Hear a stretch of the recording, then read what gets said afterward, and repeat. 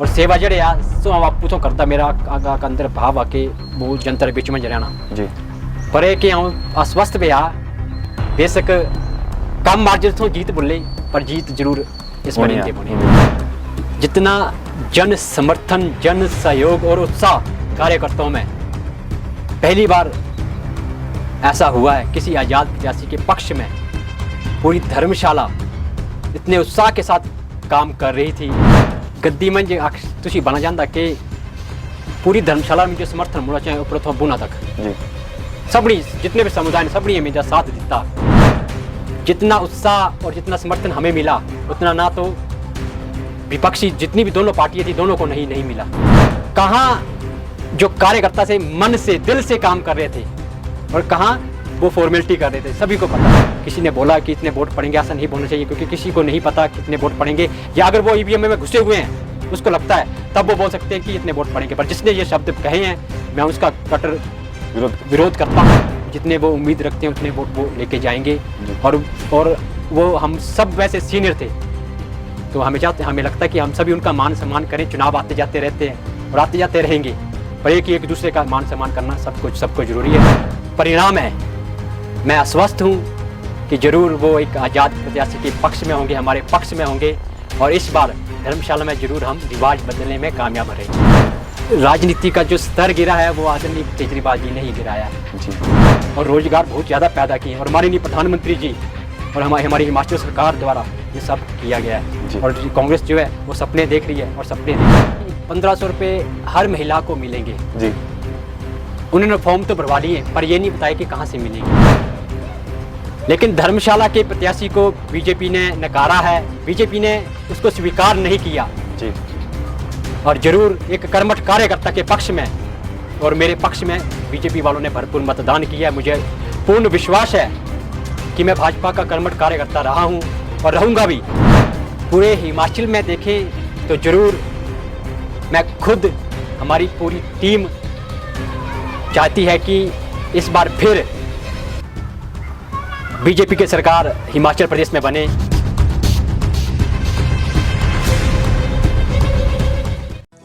Kundan jewellers धर्मशाला गद्दी संस्कृति से जुड़ा चांदी का हर एक गहना यहाँ उपलब्ध है। यहाँ आपको ऑर्डर पर बने अपने गहनों की निःशुल्क डिलीवरी भी करवा दी जाएगी। हिमाचल में चुनावी सरगर्मियों ने कहीं न कहीं अब कह सकते हैं कि थोड़ी थम चुकी हैं। और अगर बात की जाए हिमाचल प्रदेश की तो जैसे कि आपको ज्ञात है कि हिमाचल प्रदेश में ठंड भी कहीं न कहीं बढ़ चुकी है। अगर बात की चुनावों की तो जैसे कि आपको ज्ञात है 12 नवंबर को पूरे हिमाचल प्रदेश में चुनाव हुआ था और 8 दिसंबर को इसका रिजल्ट जो घोषित होना है। तो विभिन्न प्रत्याशियों से हमारी बातचीत जारी है, किस तरह से अनुभव इनका रहा है। और इस वक्त हमारे साथ मौजूद हैं आजाद प्रत्याशी विपिन सिंह नहरिया। कुछ बातचीत इनसे करते हैं, किस तरह से इन्होंने इन चुनावों में क्या सीखा, किस तरह का अनुभव इनका रहा है और क्या लगता है कि चुनावों में कितना जन समर्थन जनता से इनको मिला है। सर सबसे पहले आपका बहुत बहुत स्वागत है हिमैक्स टीवी में। धन्यवाद सर। सबसे पहले क्वेश्चन यही रहेगा कि इस बार का जो अनुभव है आपका किस तरह से रहा, क्योंकि निर्दलीय चुनाव लड़े हैं, क्या कुछ कहना चाहेंगे?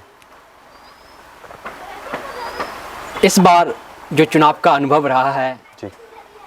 एक आज़ाद प्रत्याशी के रूप में धर्मशाला विधानसभा में जितना जन समर्थन जन सहयोग और उत्साह कार्यकर्ताओं में पहली बार ऐसा हुआ है किसी आज़ाद प्रत्याशी के पक्ष में।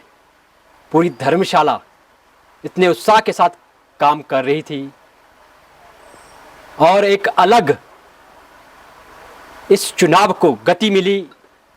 इस चुनाव में जो समर्थन मिला आप देख सकते हैं, जो हमारा चुनाव प्रचार प्रसार रहा जी। जब भी हमने डोर टू डोर कैंपेन की, चाहे मार्केट की, चाहे हमारी रैली हुई, जितना उत्साह और जितना समर्थन हमें मिला उतना ना तो विपक्षी जितनी भी दोनों पार्टियां थी दोनों को नहीं मिला जी। और ये देखने वाली बात थी। और जब भी विपक्षियों ने भी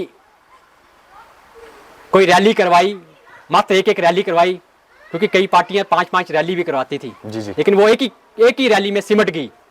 तो ये आने वाले 8 तारीख के रिजल्ट भी इसी तरह होंगे और जो परिणाम है मैं आश्वस्त हूँ कि जरूर वो एक आज़ाद प्रत्याशी के पक्ष में होंगे, हमारे पक्ष में होंगे और इस बार धर्मशाला में जरूर हम रिवाज बदलने में कामयाब रहेंगे। जी सर, भारतीय जनता पार्टी की बात करें, एक बड़ी पार्टी है और लंबे समय से कार्यरत रही है हिमाचल प्रदेश में।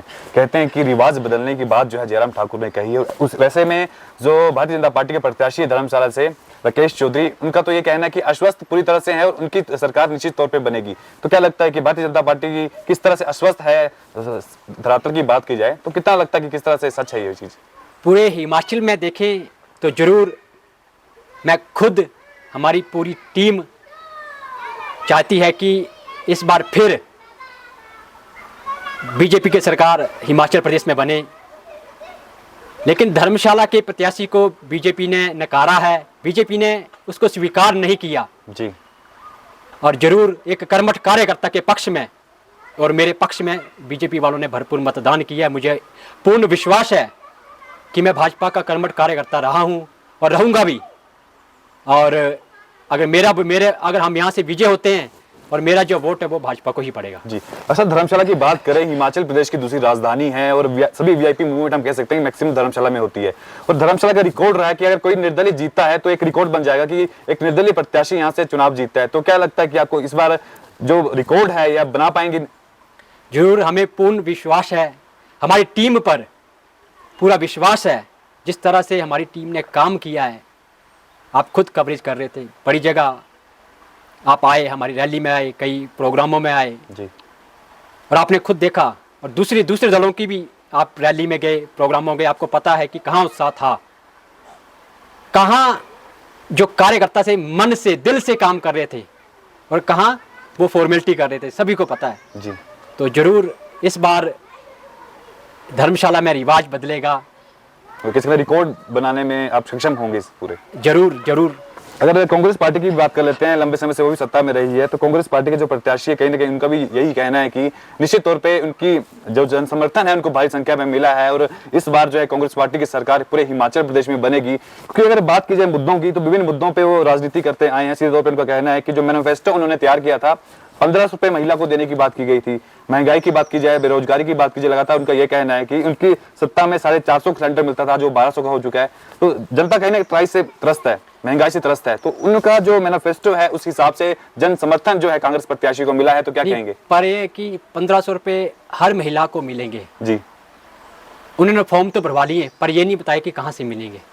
73,000 ये किसी को नहीं बताया कहाँ से मिलेगा, वो फंड कहाँ से आएगा।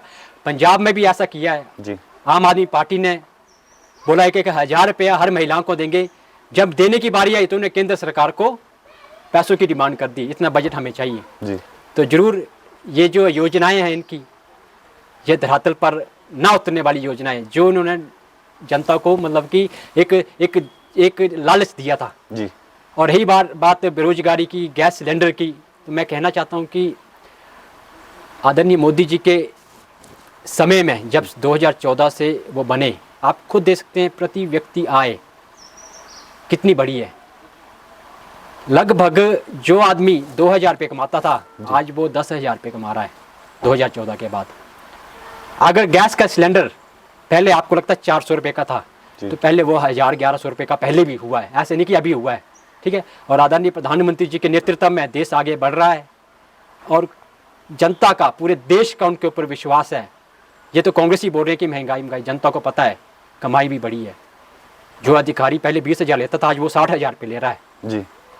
तो अगर 60,000 ले रहा है तो सभी का मतलब कि सभी को फायदा मिलता है। अगर वो मार्केट में जाएंगे तो उनको मतलब कि पहले वो 2 रुपये देते थे, आज उनको 3 या फिर 4 रुपये देने पड़ेंगे। तो ऐसा है, स्वाभाविक है। तो इसलिए हम इसको ये नहीं कह सकते महंगाई। और यही बात बेरोजगारी की, तो आप माननीय प्रधानमंत्री जी की एक मुद्रा योजना है, आप उस योजना का आंकड़ा निकालें।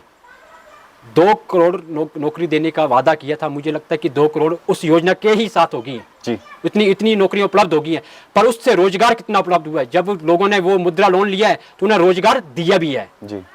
तो कम से कम अगर एक व्यक्ति ने 2 या फिर 5 लोगों को रोजगार भी दिया है तो कहाँ तक पहुँच जाता है। मैं खुद अपनी बात करूँ तो लगभग मैंने खुद लगभग 50 या 50 लोगों को रोजगार दिया हुआ है। तो ये अगर योजना उस समय होती तो आज शायद मैं 500 लोगों को रोजगार देता जी। उतनी स्पीड से मैं आगे बढ़ता। तो माननीय प्रधानमंत्री जी ने युवाओं के दर्द को समझा है, युवा हमारा भटके नहीं, वो सही दिशा पकड़े, तो तब करके उन्होंने युवाओं को व्यस्त रहने के लिए, युवाओं को स्वरोजगार पैदा करने के लिए बहुत सी योजनाएं चलाई हैं और रोजगार बहुत ज़्यादा पैदा किए हैं। और माननीय प्रधानमंत्री जी और हमारी हिमाचल सरकार द्वारा ये सब किया गया है। और कांग्रेस जो है वो सपने देख रही है और सपने देखेगी। जी, दोनों प्रत्याशियों की बात कर ली, तीसरे प्रत्याशी की बात भी कर लेते हैं। आम आदमी पार्टी की बात करें, कुलवंत राणा ने यहाँ से चुनाव लड़ा था और भारतीय जनता पार्टी के प्रत्याशी ने सीधे तौर पर कह दिया कि अगर 500 वोट भी उनको पड़ते तो उनके लिए बहुत बड़ी वो जीत होगी। आपको क्या लगता है कि किस तरह से इस वचन को देखते हो, आम आदमी पार्टी की स्थिति किस तरह से है? क्योंकि दिल्ली मॉडल की बात की जाए, उनका कहना है कि हिमाचल प्रदेश में दिल्ली मॉडल लागू किया जाएगा, शिक्षा स्वास्थ्य फ्री की जाएगी, विभिन्न मुद्दों पर चर्चा की जाएगी, क्या कहना चाहेंगे? नहीं, एक पहली बात तो मैं ये कहना चाहता हूँ कि दिल्ली मॉडल जो है वो फेल मॉडल है। दिल्ली में केजरीवाल सरकार क्यों बनी, कैसे बनी, सबको पता है। क्या वादे करके बनी, सबको पता है। तो इसलिए कि राजनीति का जो स्तर गिरा है वो आदरणीय केजरीवाल जी ने ही गिराया है। जी, माननीय कुलवंत राणा जी हमारे सीनियर हैं, हम उनकी इज्जत करते हैं।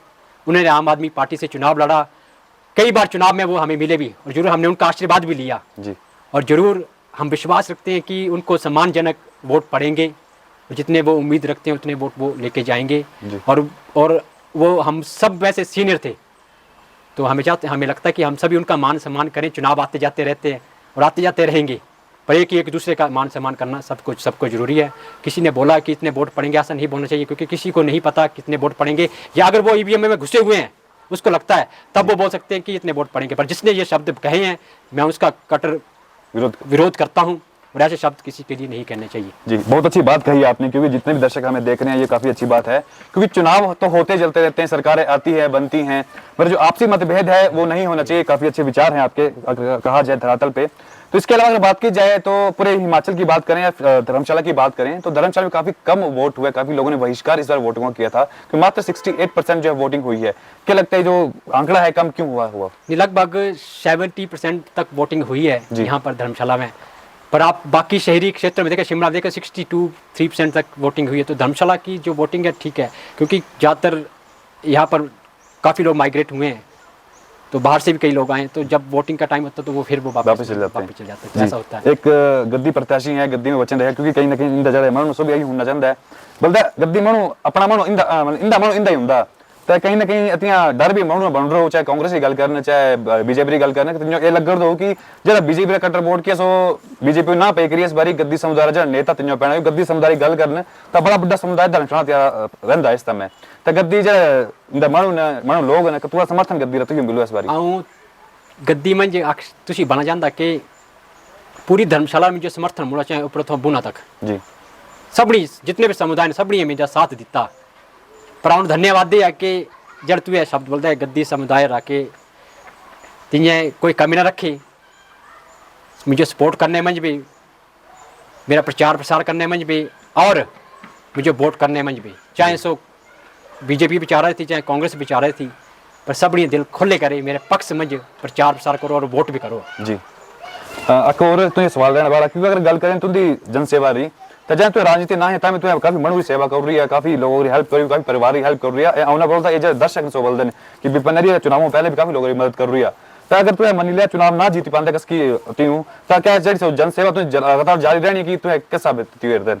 जरूर इस टाइम में आचार संहिता लग रहा, पर मेरा प्रयास आऊँ कई जगह गिचिया और प्रयास आके आया जनता बिच रहा और सेवा करन, और सेवा जड़े आ सो आपू तो करता मेरा अंदर भाव आके वो जनता बिच में रहना जी, पर एक अस्वस्थ भी आ बेशक कम मार्जिन तो जीत बोले पर जीत जरूर इस बनी। ठीक है।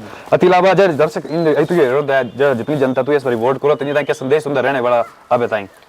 मेरा संदेश है सबनी जनता वास्ते है कि तू है चुनाव मज मुझे आशीर्वाद दिता, भरपूर सहयोग करो, आऊँ तुंदा जरूर आभारी रहना और जरूर तुंदे आके की वोटर जड़ी कीमत आ जड़ा कर्जा जरूर मु तुंदा विकास करके दे, तुंदे एरिया विकास करके अपनी धर्मशाला विकास करके उतारना। धन्यवाद जी, धन्यवाद। तो ये थे विपिन नहरिया जी, कुछ बातचीत इनसे करनी चाहिए। अगर बात की चुनावों की तो आपको ज्ञात होगा कि जिस प्रकार से अगर पूरे हिमाचल की बात करें तो सर्द हवाओं में लगातार जो है पर्यटक आना शुरू हो जाते हैं, और ऐसे में सर्द हम कह सकते हैं चुनावी फिजाएं भी अब आना शुरू हो गई हैं, क्योंकि वर्तमान की बात करें तो लगातार जिस प्रकार से पूरे हिमाचल प्रदेश में 12 नवंबर के दिन चुनाव हुआ था, तो कहीं ना कहीं हर एक प्रत्याशी के मन में डर बना हुआ था कितना जन समर्थन धरातल पे उनको मिलता है। और वर्तमान में जो परिस्थिति थी, जो स्थिति थी, स्पष्ट हो गई और काफी भारी संख्या में जो था मतदान धर्मशाला में हुआ है, पूरे हिमाचल प्रदेश में हुआ है। और ये जो बातचीत थी हमारे आजाद प्रत्याशी विपिन नहरिया से कुछ करनी चाहिए है, किस प्रकार से चुनावों को इन्होंने देखा है, कितनी समस्याएं इनको आई है, किस प्रकार से चुनौतियां इनकी रही हैं, और क्या लगता है कि जो जीत है किस तरह से ये हासिल कर सकते हैं। क्योंकि धर्मशाला की अगर हम बात करें तो धर्मशाला में इससे पहले कोई भी आजाद प्रत्याशी चुनाव नहीं जीत पाया, और ऐसे में अगर विपिन नहरिया आजाद चुनाव यहां से जीत जाते हैं तो बहुत बड़ा जीत जो होगी इनकी यहां से होगी, और बहुत बड़ा रिकॉर्ड हम कह सकते हैं कि हिमाचल प्रदेश की दूसरी राजधानी धर्मशाला से जीत हासिल करेंगे। फिलहाल के लिए इस स्ट्रीम में इतना ही, बने रहिएगा हिम एक्सप्रेस टीवी और पहाड़ी हलचल के साथ। फिलहाल यानी मुझे अपने दोस्त अभिषेक पठानी को दीजिए इजाजत, तब तक के लिए धन्यवाद। जय हिंद, जय भारत। पीताम्बरा मोबाइल, कोतवाली बाजार, धर्मशाला। यहाँ आपको सभी तरह के brand new mobile, second hand mobile, smart watch और मोबाइल फोन से संबंधित हर प्रकार का सामान उचित मूल्य पर पूरी गारंटी के साथ मिलेगा।